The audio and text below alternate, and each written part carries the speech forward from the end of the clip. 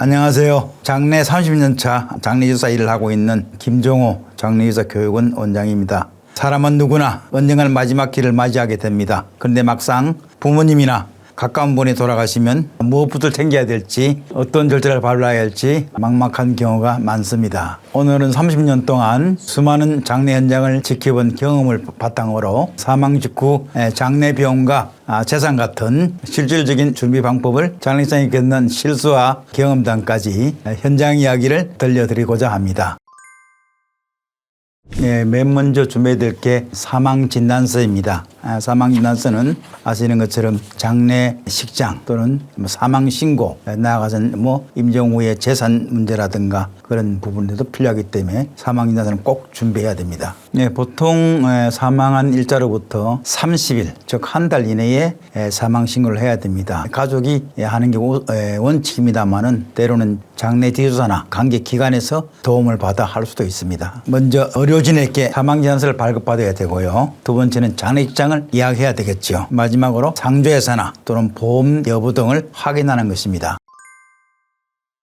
대부분이 인생에 있어서 장례식을 직접 경험할 수 있는 기회가 많지 않다고 합니다. 그러다 보니까 남의 말만 듣고 이렇게 하다 보면 난감한 일이 많이 있을 수 있는데, 대부분이 중요하게 생각하는 부분은 빈소, 장례식장 시설 이용료, 그리고 음식 또는 꽃, 추가 인력비, 요즘 흔히 복지사라 그러죠. 복지사를 몇 명 쓸 것인가 하는 부분들은 대부분이 일반적인 이야기는 하지 않습니다. 아마 숨은 비용이라고 할 수 있을 것 같습니다. 형편에 따라서 상당히 차이는 나겠지만 현재 2022년도의 자료에 의하면 한 1천만 원 정도 보편적인 비용으로 되어 있고요. 이 비용은 상속세 신고 시에 공제받을 수 있는 조항이 될 수가 있습니다. 요즘은 안심 상속 원스톱 서비스라는 제도가 있습니다. 이걸 통해서 신청을 하게 되면 약 7일 이내에 모든 사항을 확인할 수가 있습니다. 안심 상속 원스톱 서비스는 고인의 재산 또는 부동산 또는 모든 토지라든가 이런 자산뿐만 아니고 고인의 빚까지도 확인할 수 있는 시스템으로 되어 있는 걸로 알고 있습니다. 옛날에는 개개인이 다 은행은 은행대로, 보험은 보험대로 다 찾아다니면서 확인을 해야 되다 보니까 놓치는 경우가 많았다고 합니다. 지금은 시스템이 잘 되어 있으니까 집에서도 한눈에 확인할 수 있는 그런 사항으로 알고 있습니다. 대부분이 지금은 휴대폰으로 은행 또는 보험, 부동산 서비스 등 모든 계좌나 비밀번호 같은 게 휴대폰에 되어 있기 때문에 상속이나 이런 걸 처리하려면 자료가 필요하기 때문에 힘이 드시더라도 1년 정도는 고인의 휴대폰을 갖고 계시는 게 도움이 될 수 있습니다.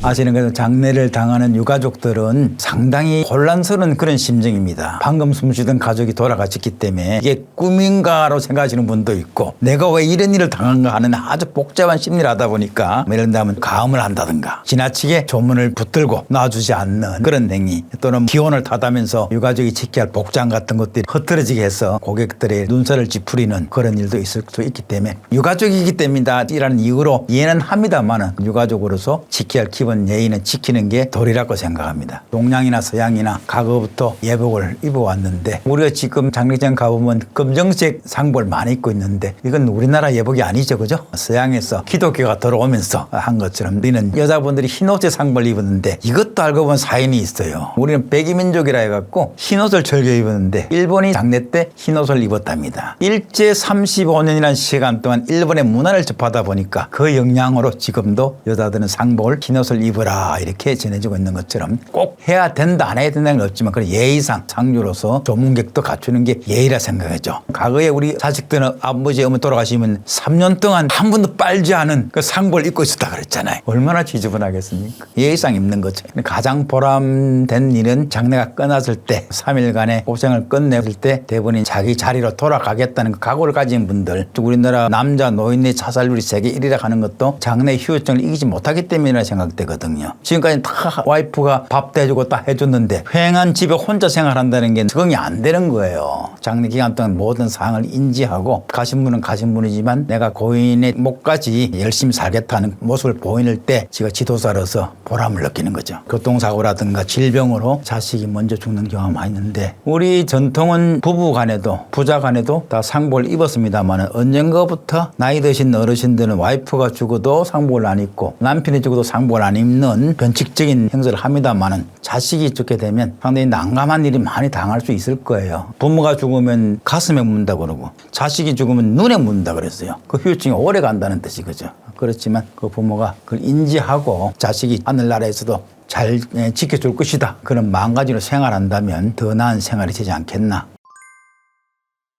우리 장례라는 문화를 역사적으로 보면요, 그냥 축제라고 그랬어요. 축제. 계절을 떠나서 마을에 장례가 발생되면 모든 업무를 중단하고 어린이부터 어른까지 와서 도와주는, 하물며 거지도 와서 물을 길어준다든가 청소를 한다든가, 그게 동네의 장례였는데, 지금은 영화가 나오면서 영화가 재밌게 하려면 뭔가 감동을 줘야 되잖아요. 특히 귀신 영화가 나오기 시작하면서 주로 무덤이나 관이나 또는 시신에서 귀신이 나옵니다. 재미가 있으니까 자꾸 보게 되는데, 그것이 이제 오늘날까지 연결이 되다 보니 대부분의 사람들이 죽음은 무서운 것이다. 죽음에서 귀신이 나온다. 꽤 오랫동안 일을 합니다만은 뭐 귀신이라는 개념은 생각해 본 적이 없고요. 주변에서도 그런 생각하지 않고, 교통사고라든가 아주 오래 방치되어 있던 고독사라든가 변사죄 같은 경우에는 물론 경찰관도 입회하고 합니다만은 우리가 다 마무리해야 되기 때문에 그럴 때 가장 좀 힘이 들죠. 그런 경우는 뭐 거의 자주 있는 건 아니기 때문에 이겨내고 있는 거죠. 이런 이야기를 방송에서 해도 되는 건 모르지만 시신은 부패되면 부득이가 달라들기 때문에 글쎄요, 좋은 죽음이 과연 있을까? 죽음은 누구나 가족들한테 슬픔이죠, 그죠? 다만 좋은 죽음이라 굳이 말을 한다면 마지막 가정을 가족들이 지켜보는 가운데 고인도 남 여한 없이 가곡식을 다 하고 돌아가실 때가 좋은 죽음이라는 하지 않나. 다만 우리가 조심해야 될 부분이 사고라든가 좋지 않은 죽음을 악상이라 그러고, 나이가 드셔서 편안하게 돌아가신 분을 호상이라 그러는데, 호상이란 말은 함부로 쓰면 안 된답니다. 왜? 아무리 남보기는 좋은 죽음이라 하지만 가족들한테는 불행한 죽음이잖아요. 더 살아야 되실 분이 돌아가셨으니까 그런 말은 함부로 쓰는 거는 경우에 맞지 않다, 그렇게 말씀드리고 싶어요.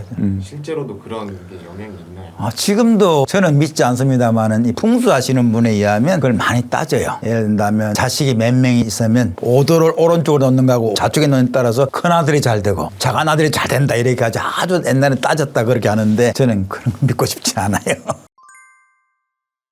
2000년도부터 장래학과 대학이 생겼어요. 그리고 대학원도 생기다 보니까 자연스레 젊은이들이 많이 입학을 하고, 저희 교육원만 해도 거의 60-70%가 20대 30대예요 지금. 저는 40대에 장래학을 공부했으니까. 대개 지도사가 근무하는 곳이 상조회사가 아니면 장례식장이에요. 그럼 맨 먼저 해야 될 텐데 전화를 받는 콜 역할을 하는데, 제일 중요한 건 우리 업체에 모실 수 있도록 전화를 잘 받아야 되겠죠, 그죠? 전화해서 그럼 차를 보내달라 이렇게 하면 차를 보내서 고인을 모시고 병원에 오게 되면 안치실이라고 고인을 모시는 장소 냉장고로 돼 있어요. 거기다 모시고 나면 상담실에 가서 짧게는 1시간, 길면 2시간 이상도 상담을 합니다. 장례 전반에 대해서 종교라든가 장례 방법이라든가 빈소 크기, 꽃장식, 상봉, 음식 모든 걸 그걸 다 끝나고 나면 이제 첫째 날은 조문 예제를 가르쳐요. 우리가 알다시피 예제를 배울 기회가 거의 없었잖아요, 그죠? 경거망동한 행동을 하지 않게끔. 그러면 이제 조문을 받으면 거의 첫째 날은 끝나는데, 문제는 둘째 날이 할 일이 굉장히 많죠. 제일 중요한 게 이제 고인을 관에 모시는 일. 과거에는 마당에다가 고인을 모셔서 창보물이나 쑥 삶은 물로 몸을 씻어줬다 그러는데, 지금 그런 시설이 안 되니까 알코올을 솜에 묻혀서 몸을 한번 닦아주고 수의를 입힌 다음에 관에 모시는 그런 작업을 하고 있는데, 상당히 진지하게 합니다. 왜?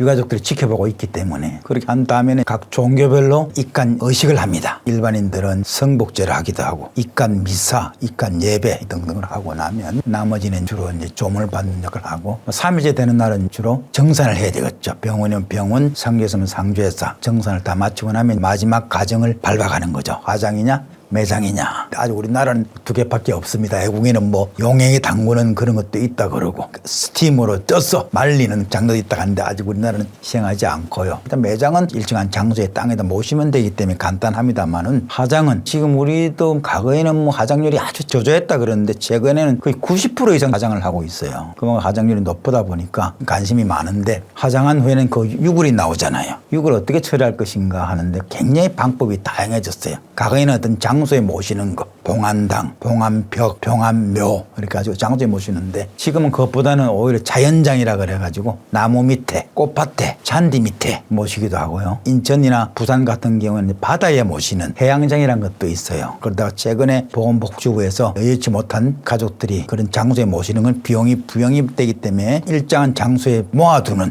그걸 상골장이라 그래요. 상골장도 법제화됐기 때문에 앞으로 그런 부분도 많이 활성화되지 않겠나, 그 정도로 말씀드리고 싶네요. 예. 영업을 열심히 했는데 우연찮게 영업 때문에 장례를 접하게 됐는데 거기에 계기가 되어 또 장례학대학을 가게 됐고요. 장례학대학에서 강의도 하다가 지금은 현장에서 일을 하면서 조그만 교육원을 운영하고 있습니다만은 죽음을 오랫동안 보다 보니까 제 자신이 너무나 왜소해지는 그런 감을 느껴요. 때로는 내가 숨을 쉬고 있다는 게 얼마나 자랑스러운가. 나도 저렇게 될 수 있다고 생각한다면 좀 신한테 감사의 말씀 드리는 그런 생각을 갖다 보니까 자연스레 제 자신이 겸손해진다 그럴까. 저희가 가르치는 학생들 다 그걸 제일 강조합니다. 방금 숨쉬던 가족이 돌아가셨으니까 얼마나 힘들고 당황하겠어요. 그런 분한테 접할 때는 그런 마음의 자세를 갖고 접해라 이렇게 교육을 하고 있어요.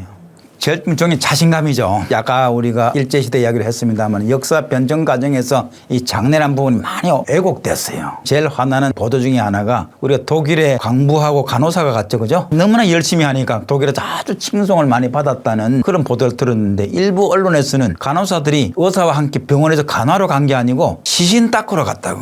말도 안 되는 이야기거든요. 시신은 간호사가 닦는 게 아니에요. 장례지사가 하는 거예요. 그렇게 장례를 폄하하고 있다는 거죠. 염증이라는 직업이 옛날에 있었어요. 염을 할 수 있는 도구를 갖다 주는 사람을 염증이라 그러는데 이 장례를 잘 아는 분을 호상어른이라 그랬어요. 지금 말하면 장례 지도사죠. 그런 분이 있음에도 대부분의 언론에서는 장례를 하는 사람은 염증이다 아주 인격을 낮게 보는 그런 부분이 있습니다만 그래도 아까 말씀드린 것처럼 대학도 생기고 대학원도 생기다 보니까 앞으로 점점 나은 직업이 되리라고 저는 확신하고 있습니다. 내 자신에 대한 자신감을 갖고 누군가 태어나면 태어날 때 도움을 받는 것처럼 그 마지막 가정을 지켜주는 게 장례 지도사이기 때문에 그런 자부심이 있어야 이 일에 접할 수 있다고 그런 생각이 듭니다.